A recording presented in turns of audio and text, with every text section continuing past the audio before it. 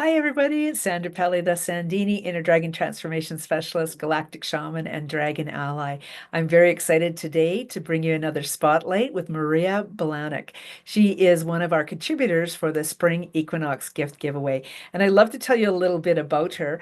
Do know that I've known her for almost 2 years now, and she's just truly, I was describing you in a couple different places, Maria, and you're just this beautiful, gentle, calm energy that I always feel really invited into your space. So I really wanted to share that with the people first. You are a grief and mental wellness guide, challenging the way we talk about loss. After losing your oldest son and spending a decade navigating the depths of grief, you now support mothers in their ongoing journey without the pressure to be fixed or move on in her space. Grief is honored, not rushed. And you truly do help women who are grieving moms who are navigating the ongoing journey of loss. And I just wanted to touch briefly on that because, I follow you on TikTok, I follow you on Instagram, I follow you on Facebook, all the social media places. And I just love how authentic you truly are. And I'm really so appreciative of that because we experienced our own loss last year. And just knowing someone like yourself was out there and the small conversations that we had around that was so very, very helpful. So I really appreciate who you are. Oh, thank you. That touches my heart. Yeah. Um, we're going to have fun today. I'm going to ask you a couple questions. Are you ready for that? Oh, okay. It's always scary when people say, "Gonna ask you some questions." Well, and what's kind of interesting about them is they are just fun ones. So, okay. Oh, I love the wheel. It's so much fun. Oh, of course, you got the hardest question right off the Oh, bat. How do you personally define success, Maria? yeah, you're right. That is can be a challenging question. And I always go, okay, because it is about personally, how do I define success? I find success more so, not so much as how much material things I have, but more about what am I inner. It's more about my inner person, about am I at peace with someone else? And it's not with myself, not someone else. And it's not to say that I don't like material things, because I do, right? And one of the aspects is I always go, because it's of what my inner aspect is, no one else needs to know what material stuff I have, because that's really irrelevant. It's about who I am as a person. And how do I leave someone else? How do I leave them feeling? Which is always what I'm striving at. Because sometimes I'm thinking, oh man, sometimes I could have done better. So that's how I define success is how do I find my inner joy? How am I living my life? And is it aligned with my values? That is so very, very powerful. And I could see why, first of all, I asked you to be a part of this spring equinox gift giveaway because we are in such alignment. I feel very much the same about success, that it isn't about how much money's in the bank, that it isn't about what my house looks like or what I have or drive. It's about how I feel at the end of the day. And even when I might be judged by others and, oh, you're doing too much for them or you're doing too little for them, it always comes back to how do I feel about what I've done for anybody or most of all for myself. I love that, Maria. Hmm. Ready for the next question? Yes. Does it have to do with dragons? Because I love dragons too. No, there's no questions on dragons, but I love that you love dragons.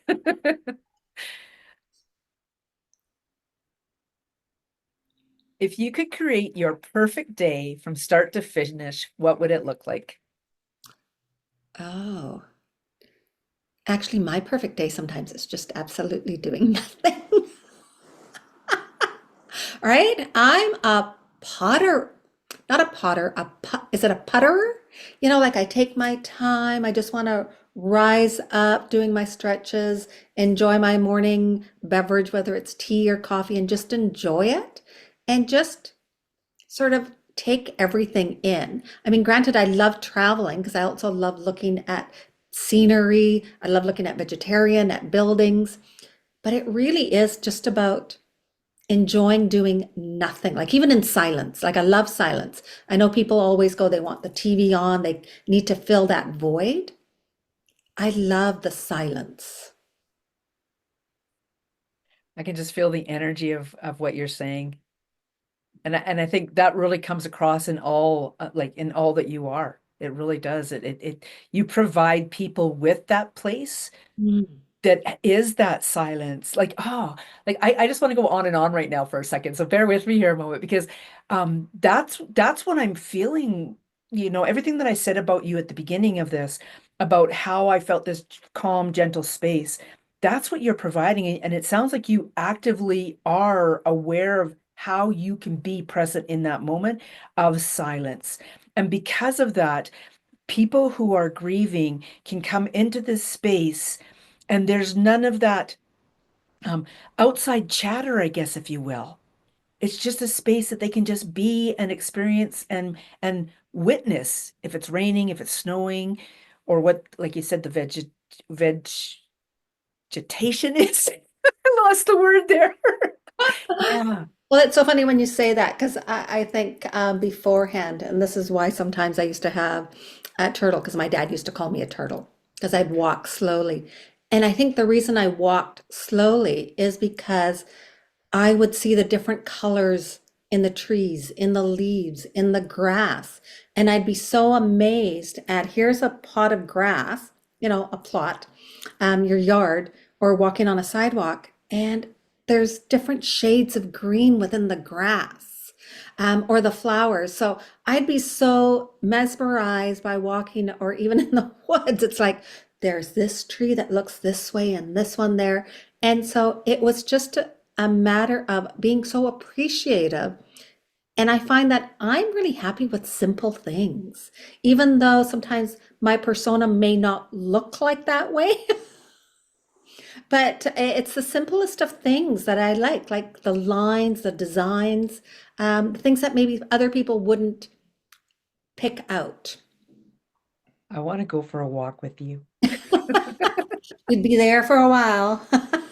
I'm the same way though. Oh my gosh, I drive my husband crazy. If it's not taking a photo, it's picking up a rock. Wow. I love this. This is, I love this.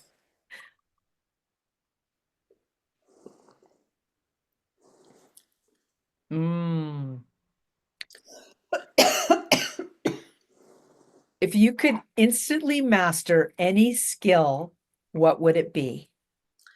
Oh, wow. There's so many that I'd love. I mean, I'd love to be a singer, but we're talking about, well, singing is a skill. Um, Really more about communicating clearly. I think sometimes I have the perception that I talk in a muddled way because that's how my brain sometimes, like when I'm thinking, I'm having so many different thoughts, like here, here, here, here, here, here, here. And sometimes I'll speak and I'll speak on this and then I'll put this in and this in. And at times I feel like, am I making sense? Or am I too jambled? I can relate. I can definitely relate to that. It's really interesting to um like when you're in alignment with where you want to go, except that there are all of these magical ideas coming in and you want to entertain them. So you're going off in different directions for sure, and then really embracing each of those. So I definitely know what you're talking about feeling muddled. And you're the what I'm hearing is you'd like to master the skill of feeling like you're clear. I think Like, you are clear. You come across very clear to me. So it's about an internal feeling that you're striving for. I think it's an internal feeling, and also a lot of times, I'll share a secret, and I think I've shared this beforehand. My spelling is not exactly very great. It's one of the reasons why I love AI. Any of these things that help me with a word, because a lot of times my brain will stop and I cannot move forward because I'm so busy trying to spell this word or how to pronounce it. And so then I feel like I'm blocked. And I find, and it's funny because people will say, well, AI, I'm going to say the word dumbs you down. And I find that it doesn't. It actually makes me clearer because then I can jumble as, give it my muddled aspect and then it'll make sense for me. And I find that it actually helps me communicate better and more clearly because then it makes it more flowy. Love this. I really do love this. And I think that's something that you and I also, another thing that we have in common. I have a specific reason behind it. Basically, avid mountain biker, lots of crashes with helmet on, head bangs though. And I got to the point where I was stuttering. Mm. And I went and did a basic shaman course where I discovered that didn't have to learn the skills. I had to remember the skills. But one of the things that I learned or remembered while I was there was that to stop and allow what wants to come out of me come out of me. And I now speak in fluid sentences versus the stuttering that I was doing before. Also, too, I have to be honest, I love AI as well. And when we train it to recognize our desires and how we want to speak and how we want to show people what we have, it's so powerful. So I'm right on board with you with that one. Yeah. And you're right, these questions get to be fun. Yeah. Okay, so what's your favorite way to start the day? Oh, okay. I'm a slow riser. I love just waking up and listening to um, something motivational. So I have two apps that I kind of just put on that I can listen. With that, I also like to end the day that way too. So the end of the day is a religious one. The morning one is, so I have two mentors that I listen to, and I just love listening to that and kind Love of do that. slow stretches with them, but just slowly kind of, as I said, I'm a putterer. Even getting up, it's like, it's not one of these ones that the alarm clock goes on and rushing out of bed. I like to just take my time and kind of wake up slowly. What I'm hearing you say is it's like something that I've heard of recently. It's like a stacking technique. So Yeah. not only are you just getting up, but you're also creating a space where you have the opportunity to hear something while you're doing your exercises or while you're or just taking the time for yourself. I really like that. Hmm. Yeah. I like doing mantra work. I do my writing of my mantras. Now we're Oh, going to spin the wheel again, except one that there's last only one question. question. Ah, It's almost like, what prize do I win? I know, eh? So, what's a defining moment in your life that shaped who you are today? Oh, I guess the huge one would be when my son passed away. That definitely changed. I mean, there's other moments like when he got diagnosed with cancer, things like that, but really it's the moment that he passed away. That brings up so much emotion in me because of like it's only been what 5 months since my mother-in-law passed away, and it those are defining moments for sure. Yeah. Well, it's also a defining moment that I find in the sense of, I mean, and all of us have defining moments throughout our lives. There's always moments that change what we see, how our perspective is, our viewpoint, and maybe changes the path that we would take. What I find with when your loved one passes away, it's almost like it becomes a before and an after. Like my brain functions in this is before and this is after.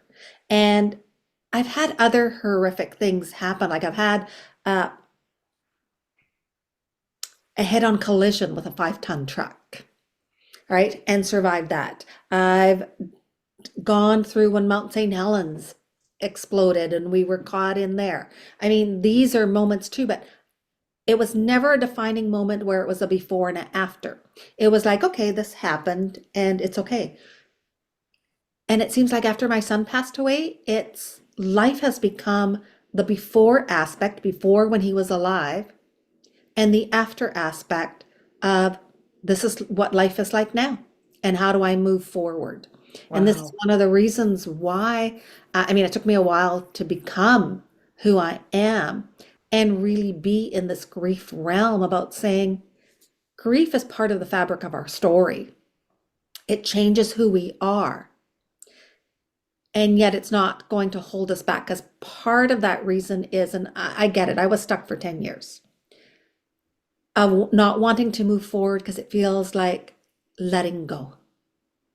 It feels like, I mean, we're in pain anyways because we're missing. It's that yearning, it's that love. We miss them physically. That never goes away. What shifts is that afterwards we can see it and kind of going, I get to carry them forward with me rather than, because I used to think of healing as letting go. Like if I heal, that means I'm gonna forget my son. I'm going to let go of him, and nobody wants to talk. I mean, nobody wants to talk about him anyways. And now I'm kind of like, I don't really care. I will talk about my son Stefan because I have a right to. And I always encourage everyone else, and even yourself, Sandra, talk about your loved one. Talk about your mom. Share stories. And if people roll their eyes, I mean, a joke that grievers will always say is if you ever want to empty a room really quickly, just start talking about the person that passed away. And they're kind of like, okay, gotta go.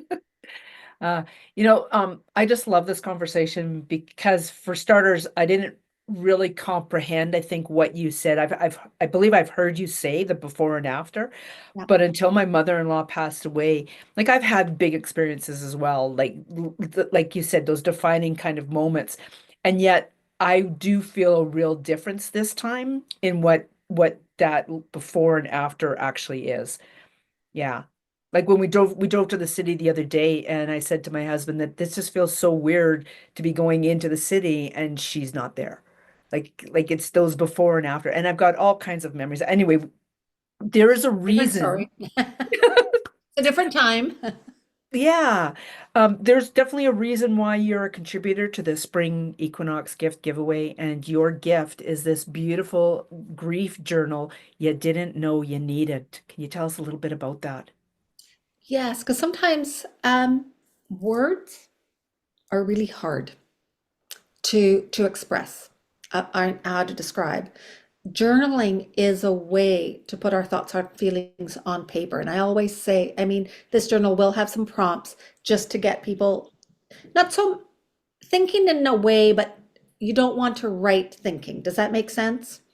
Right? Because I know when we write, we think like we have to think, what am I going to say? Is this? I call it automatic writing. You do automatic writing, then it comes from the core of who you are. Yes.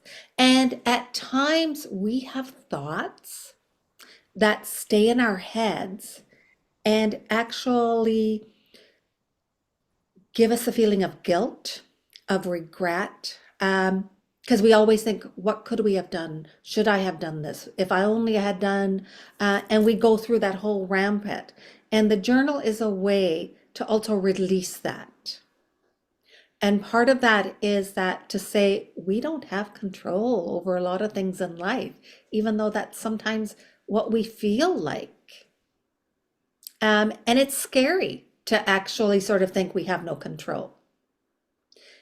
And I always go, we have control over what we do. We don't have control over things beyond our control, like what happens in the world, what happens because someone else makes their own choices. Or if there's an illness, we don't have any choices of that. And that is actually quite freeing. And that's what the journal is about. It's about releasing what's inside so that way you can free your own sort of self and get back to your own inner wisdom. Because a lot of us don't listen to our intuition. We don't listen to what's really there because a lot of times we get all the shouters. being overwhelmed, and we're not really listening to that inner wisdom that we have. And that's what the journaling really is about. And it's not something that all of a sudden you journal, and I'm sure you know, you don't journal one day and all of a sudden it's like, wow, no, it's an ongoing process. Like life, everything is an ongoing journey. And it's like a layer of onion that we just peel slowly. I love that. Thank you so much for being you, for recognizing the power of who you are, for recognizing your own need to um, to experience grief in your manner and being there to be a leader to show other people that they can experience grief in their own manners too. And this grief journal, I'm really really looking forward to the grief journal you didn't know you needed. Thank you again, Maria. Well, thank you, Sandra. And you're doing such an awesome work. You know, I love you. I love you too.